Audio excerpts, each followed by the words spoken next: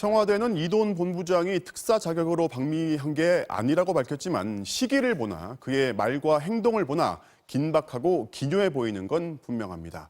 이 본부장이 방문 중인 워싱턴을 연결해 보겠습니다. 여원규 특파원, 이도훈 본부장 방미 이틀째인데 어디에서 뭘 하는지 파악이 가능합니까? 네, 앞서 전해드린 대로 이도훈 본부장이 비건 부장관을 이곳 시간으로 18일에 만날 거라는 것 외에는 회동 장소나 시간은 알려지지 않고 있습니다. 이에 따라서 이 본부장의 동선을 파악하기 위해서 언론사들 간의 취재 경쟁이 벌어지고 있는 상황입니다.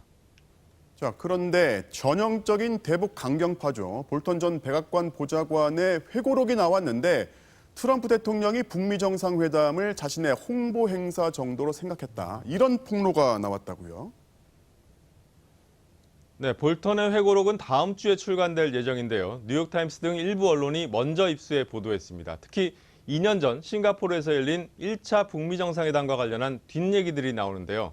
당시 정상회담 중에 폼페이오 국무장관이 볼턴 보좌관에게 몰래 쪽지를 건넸는데 그는 완전 거짓말쟁이다 이렇게 적혀 있었다고 합니다.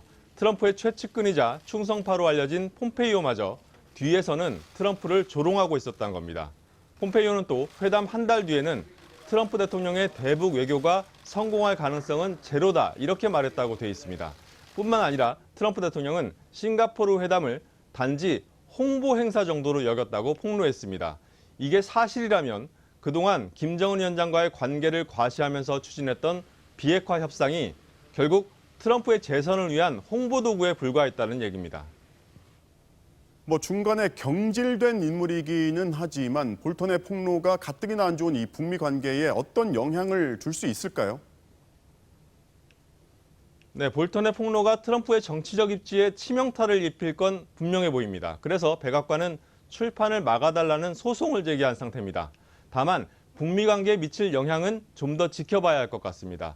저자인 볼턴이 대표적인 대북 강경파로 북한이 가장 싫어하던 인물이었기 때문입니다.